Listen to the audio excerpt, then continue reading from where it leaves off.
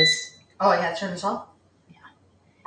Hey, you guys, what's going on? We are going live in just 1 minute. I'm gonna get the Instagram going, and let's go. Hold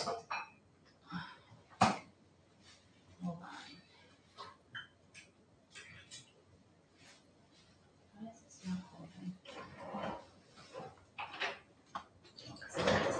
All right, you guys, give me 1 second. Welcome, happy Sunday, you guys.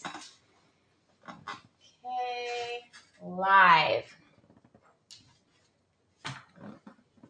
All right, welcome everybody to this 30 days of holiday thriving. My name is Tanya Oliver, and thank you so much for showing up with your time, your energy, and I'm really going to make sure that I really pour into you guys. I'm getting a lot of messages. I know a lot of you are really loving these live streams, and you're finding a lot of value out of it. But real quick, before we get started, so I'm going to give you guys a moment to hop on. Before we get started, if you know of somebody that can really benefit, that could really benefit from thriving over the holidays, make sure you tag them. Let them know what's up, what we're up to, how we're here to thrive during the holidays, this supportive community, the supportive group. And if you have any questions, so here's the thing where I need your guys' help. If I say something that hits you, that's like a diamond, like I drop a diamond, if you could post that, like type it up and share it. So for those that are coming later on the live, they can read it. And then this way, remember, when you write something or you teach something, you process it 10 times faster. So it's actually to your benefit when you write something out that's said and you find it very valuable. Today, we're going to be talking about the scarcity mindset. It's a really big thing that gets a ton of people stuck AF. Stuck AF. So go ahead and give a heart if you feel like you kind of fit that category, but that's something that you struggle with, right? So I got my friend Melissa's on. What's up, girl? I'll be there later today after we do this commitment of this live stream. So today is all about the scarcity mindset. All right, so make sure you share your tag with your friends. What's going on? I got my notes here. So this is a ebook. Stay tuned for tomorrow because I'm going to be sharing something really valuable with you guys and give you guys access to this 18-page PDF on how to thrive during the holidays. So this scarcity mindset, what is scarcity anyway, right? It's we feel like that lack. You know, I've been to these events this weekend. I've been popping in and out. I just came from Fort Lauderdale back to Miami, and one of the things, even yesterday when I was at another event in Miami, they were talking about, I mingled with somebody, I did like a little huddle, and that's the great thing about positioning yourself in these environments with people where you might take one thing away, or you might have a conversation that shifts the way that you think. And if we can provide that here within this community, that's amazing, because when you shift the way you think, you start to move differently. You make decisions differently. You behave differently. And it's so important if you're in a rut or you feel stuck or you feel like, I got a message the other day feeling like they're procrastination or they're like dragging their feet in life, to look forward to something, to have something to move forward to, so that you can really step out of that. And so the scarcity mindset comes back into a space of lack. And there's a difference between wealth and abundance and poor and scarcity, that it's never going to be available again. Never going to be available again. I have to have this. And I know that I attract this certain type of group because you guys are my mirrors, and we are it until we're not. Right? So I'm on another side. I'm trying to pull you guys over on the other side. So we are it until we're not. We talked about that a few sessions ago. Like, I'm weak until I'm strong. I'm poor until I'm wealthy. I'm unhealthy until I'm healthy. And if you take that with you, it's going to help you tremendously with really getting whatever out. You know, I'm sad until I'm happy. Nothing is permanent. Everything is temporary, unless you keep dragging your past into your present, into your future. So the scarcity mindset has a lot to do with fear of missing out, this FOMO, fear of missing out, that this is the one and done. I can only have it now. And if you're coming back to that extremist personality, it is more of this all or nothing. I either got to have it all or I can't have anything. And I have to have it all now or I can't have it at all. Oh, my wifey's on. Hey, Jen. She's actually with me right now. So I love support. We love support. Come on in here for a second. I show you. This is what friends are about. We got friends here. We got support here. We hold each other accountable. She's eating over here in the background. Healthy food by Tanya. Literally boiled chicken, green beans, and sweet potatoes from the air fryer. You guys know me. I'm very transparent, and as you can see, but I love that you just came on and gave me some love. I love my friends. And this is where it's all about, like making sure you're having that mentality of abundance, and that you don't have to separate things in your life wheel. This is something we're going to cover in December, but subcategorizing our life wheel and understanding you can intertwine You can intertwine fun with business. You can intertwine your passion projects with monetizing it. You can intertwine friendships and relationships with what you do. You don't have to categorize them or pretend they don't exist. I think we're in a time where we need to create more unity, transparency, and authenticity.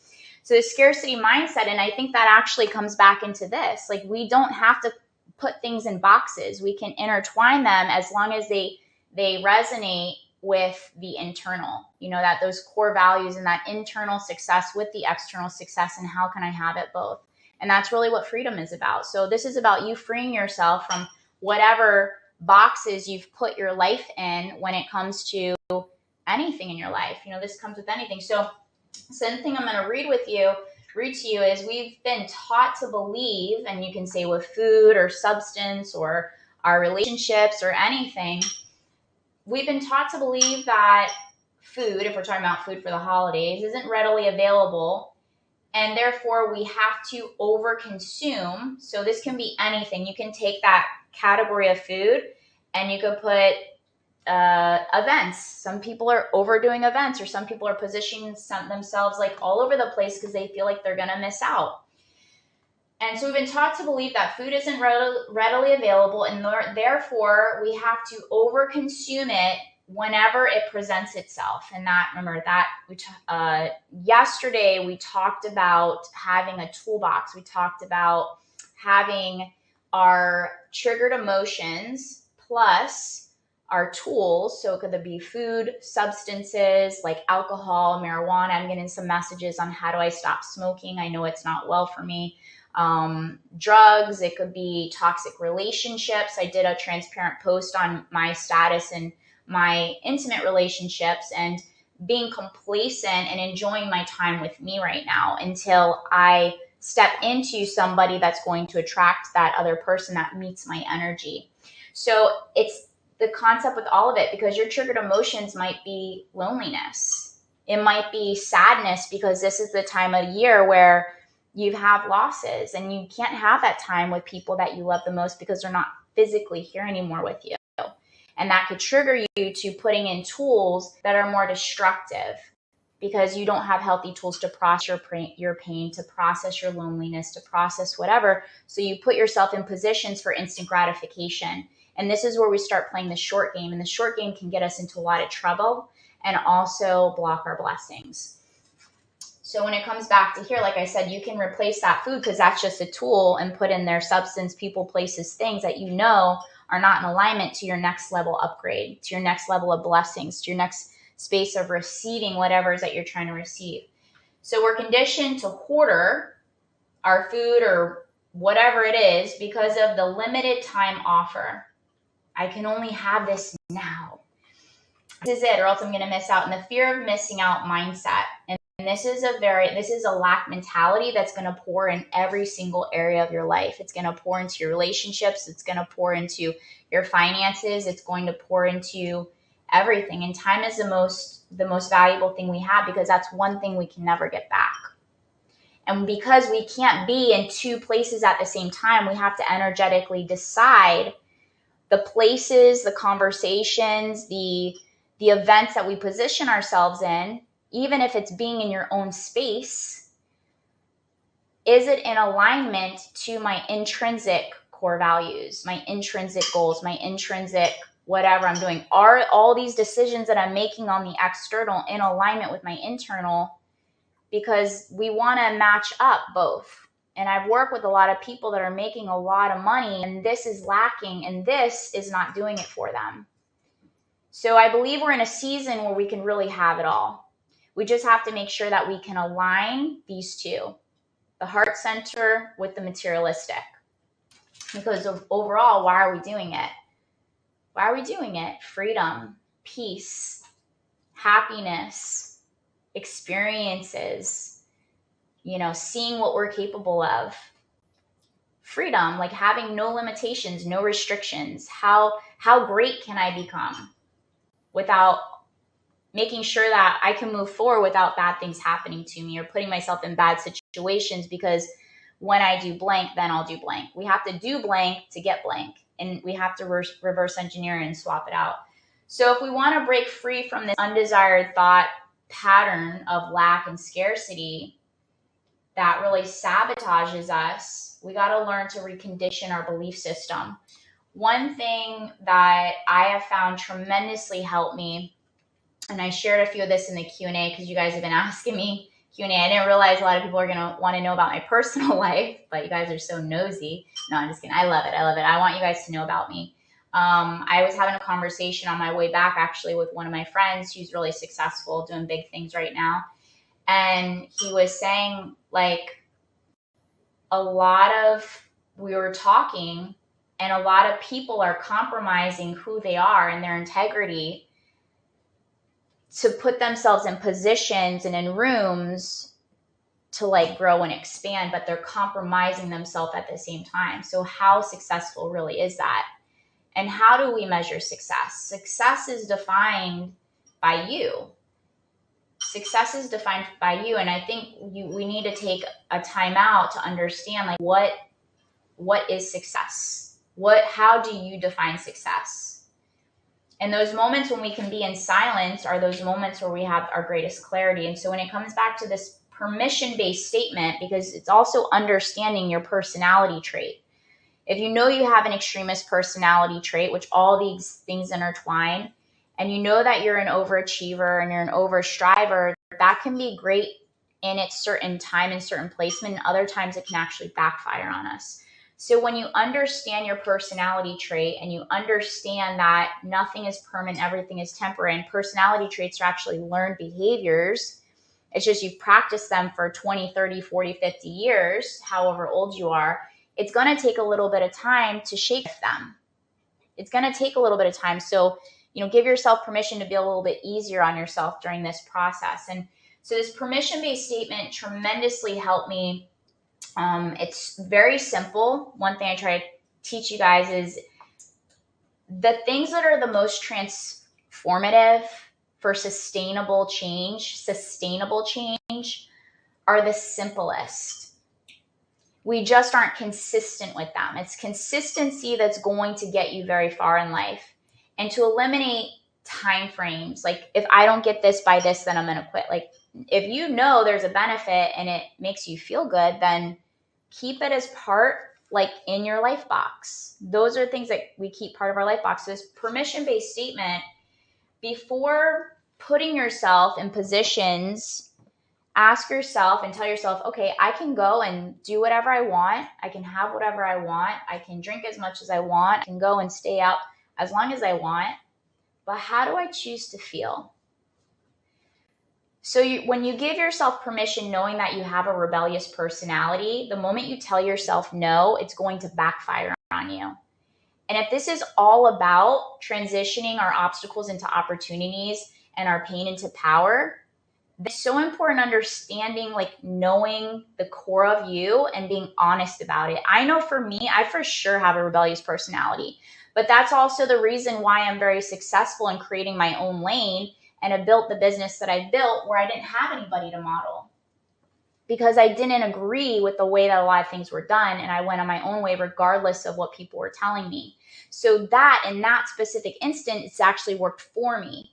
But in other times, because I tell myself I can't have it or I need to go to bed early, it can make you feel resentful towards it, because we all want freedom. So when we limit ourselves, we're saying, I'm confining myself, and this is like discipline. Like, I don't want to be disciplined. And people have a very negative a negative experience with discipline, but if you understand words and you understand why we do certain things, that discipline equals our greatest freedom. And there's a difference between discipline and torture. There's a big difference, and they talk a lot about this in yoga.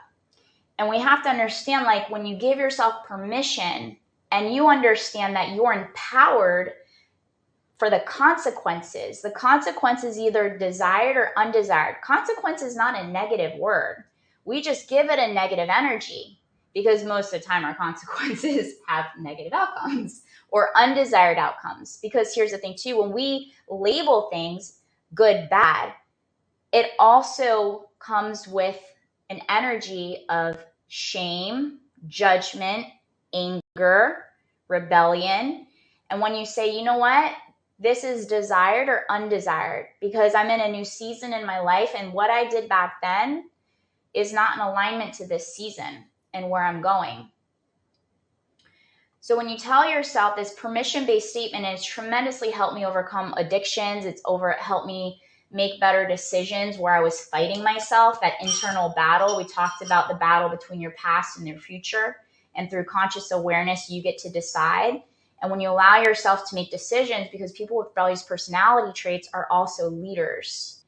And the moment we learn to get on our own winning team mentally, physically, emotionally, energetically, you become such an asset to the world. But first, we have to become an asset to ourselves. And what that does require discipline, commitment, consistency, constantly showing up regardless of our emotional state, and learning how to have healthy self-dialogue. Almost like a parent-child, but a parent that is more like equipped and have a, response. There's a lot of parents out there that are, well, we're not going to get there today. Anyway, so permission-based statement is, before I do this, I can have whatever I want. I can be wherever I want. I can do whatever I want. But how do I choose to feel afterwards? Am I okay with the consequence? Am I okay with the outcome? Because the outcome's either desired or undesired. And how do I choose to feel? How do I choose to feel? So this also empowers us. I can do whatever I want. I can eat whatever I want. I can drink as much as I want. I can smoke as much as I want. I can do as many bumps as I want. I could go to the strip club as much as I want. I can go, I say this, we laugh about it, but that's a lot of what people are doing, behind the scenes, of people you would never think. And so we have to understand everything is going to have an outcome. And it's your decision and choice. Is the outcome desired or undesired? Is it in alignment to you showing up as your most elite self, as your highest self, as the highest expression of yourself? Regardless of how hard it might be, regardless of your circumstances or your situations or the pain that you're feeling in your heart. And I want you to understand, your heart is a muscle. Muscles do not break, they tear. And when you tear them, when they tear, they repair 10 times stronger. And if you think about diamonds, that's why you guys see me, I drop diamonds. I'm not dropping gems, I'm dropping diamonds, because diamonds were only formed under high intense pressure. Before they were diamonds, they were coal. And I do believe every single human being is a diamond. And sometimes life circumstances is going to put us under a lot of pressure for our greatest growth so that we can really shine through. I know that life had put me through some really, really tough times because I wasn't listening. I wasn't connected. I wasn't paying attention, and I was rebelling against myself, thinking that I could take shortcuts. And I want you to understand, shortcuts will backfire on you. I promise you. I know from life experience. And a lot of these things I can tell you, and people are like, how do you know so much? Where did you come up with this? I find the messages in my mess. I am always trying to understand the messages within my mess so that I don't have to go through the pain anymore. Thank you, my love. Yes. And so, this is for you guys. If you guys really love this, just, go ahead and show up every day at 12. This is a community for you. We can change how we're moving forward in our life, and we don't have to keep taking our past into our present.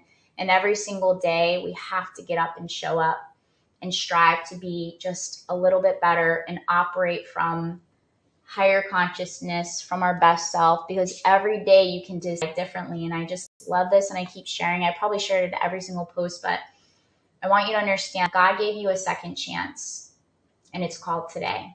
And today is your day to align yourself, whatever you know inside of your heart that you need to rise into. So I love you guys so much. I'm here for you. You can message me. You can share this with people.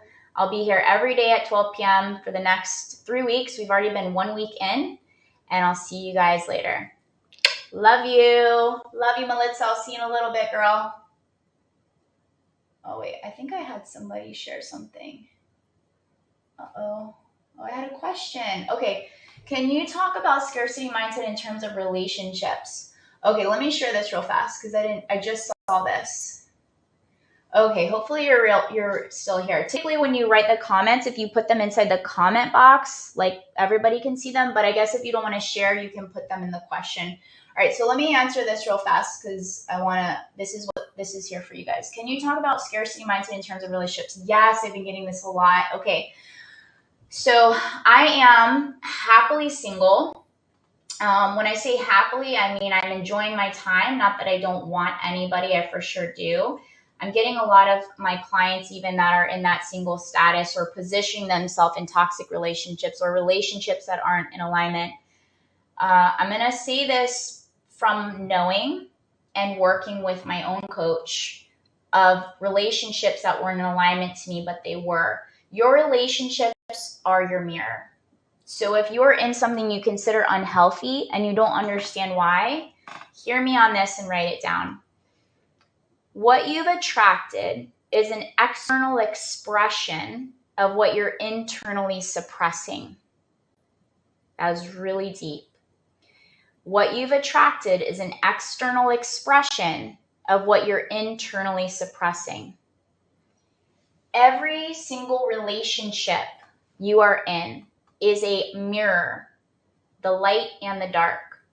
The light and the dark will always be there, and it's our decision in what space we choose and decide to operate in. Every day is a decision. And so when you understand and use, like I say, find the message in the mess. What is it that I'm avoiding? What is it that I'm shutting down and shutting up? What are those parts of me that I'm not allowing myself to explore? You can only get into the light once you've gone through the dark. Without shame, without judging yourself, without being mean. And a lot of it is also about forgiveness, forgiving yourself for the decisions you've made. Forgiveness is all about freeing yourself. It's about freedom in your heart. Energy cannot be faked. Energy is real. And you can pretend and put on a smile, because I did this for a long time as a phenomenal actress. Oh my God, I want to be an actress. I didn't realize my life was the acting. And I was always super positive and very happy. And I was like, oh my God, like a little gremlin. But internally, I was so unhappy and insecure, and I had such little self-worth. And I attracted that, and I attracted other people that mirrored that to confirm it. And that's why that time alone is so important, because you're eliminating. Somebody the other day asked me a question on procrastination. Even procrastinating our healing work and our growth work, we don't think we're strong enough to handle the pain. But as I said, our heart is a muscle. You are so much stronger. Diamonds are formed under high intense pressure. You are so much stronger than you think, and that you know. And until you are putting yourself intentionally in positions for your growth and your healing in your heart, you will free yourself. So a lot of this is about freedom, but with relationships, It's what you're suppressing, what you have not dealt with. And so that work, I do believe going down that journey, you need support, you need coaching, you need your hand held. And as you're weak in moments you don't feel strong enough, that other person will be there to remind you and provide you with tools. The thing is, people need tools. And that's what I'm here to share with you is you need tools. Because a lot of the tools that people are using for temporary relief, because why else would we harm ourselves? Why else would we poison ourselves with foods that make us feel lethargic and dull and brain fogged? Why else would we drink so much? Why else would we smoke? Why else would we put ourselves in positions that leave us feeling bad? It's avoidance behavior. It's that instant gratification. And those are just tools because it's acceptable through more of a large group of society. And there aren't many people out there that are sharing different tools, like things like EFT and tapping and breath work and, exercising. Like that's medicine. Those are tools to help you. It's not about the body. It's about helping you move emotion. I was in yoga the other day. I shared it in a few of my stories. In order to go through the motion, so meaning keep showing up for yourself regardless of your emotional state, go through the motion until the emotion goes through you. Emotions are energy in motion. We have to move. We have to keep moving. Even though you don't feel like getting up in the morning, we have to get up. Even though you don't feel like working out, you have to work out. That's your foundation, because things create clarity, and clarity is what builds a momentum for confidence. And those are the things of really what self-care is. Self-care is like doing the deeper work. The other stuff is self-grooming. So like self-care because they went and like did Botox and got some nice clothes and got their hair done. Like, no, honey, that's self-grooming. I know, because I love both of them.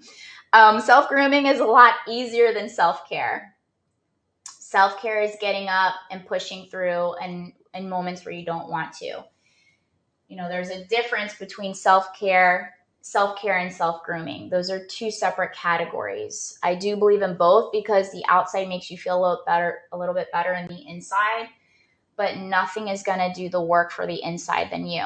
So when it comes to relationships, I'm the biggest person to say and I do the work every day. I've done the work. So it's not easy, but it's always worth it. And this is also comes back to building up your self-worth. Self-worth can be built, and it is a daily practice. And it's even things of setting healthy boundaries that are going to add to that. But the greatest relationship, once you start to understand your value, comes back into having that core relationship with yourself. Because as you change, if you don't like the people you're attracting, and it comes back to my external, what I'm suppressing is an external expression, right? So that person is abusive, verbally abusive, or toxic, or that's you.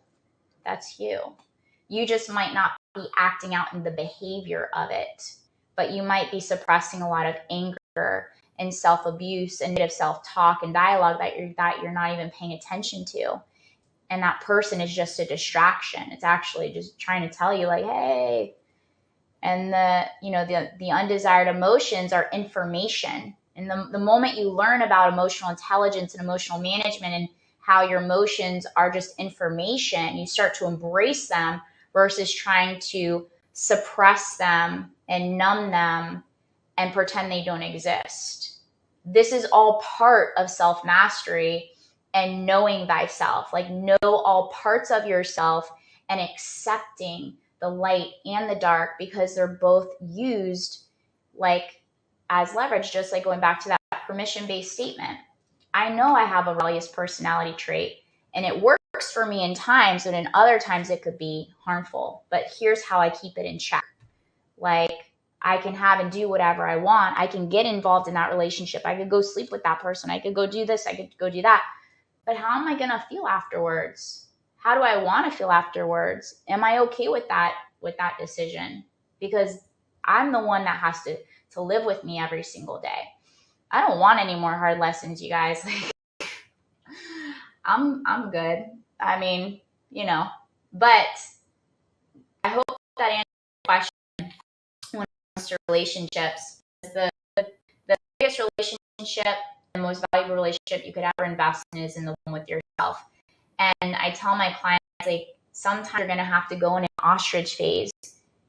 And people are, something I learned when I did shadow work is more people would rather sit in their shit and poop and their stuff, in their misery and their suffering, than sit in a space of emptiness just for a little bit. And a little bit might be a year, it might be 2 years, it might be 3 years. But so what? That's so much better than your whole life of living in poop and suffering and being miserable. You know, live life intentionally, live life on purpose. But when you're cleaning up, you got to forgive yourself too, because that's really important. You know, your past doesn't need to keep moving forward with you. And as you're cleaning up your past mess, and I get it because I had to do that all last year, as you're cleaning up your past mess, keeping a forward movement mindset. So I love you guys. I hope that helped. Melissa, thank you so much. I love you, sister. All right, I'll see you guys soon. I see Morgan's on too. All right, you guys, this is going to be saved. I love you. I don't see any more questions. So I will see you tomorrow at 12. And I got to go to another event. So bye. Love you guys. All right, get out here. Bye.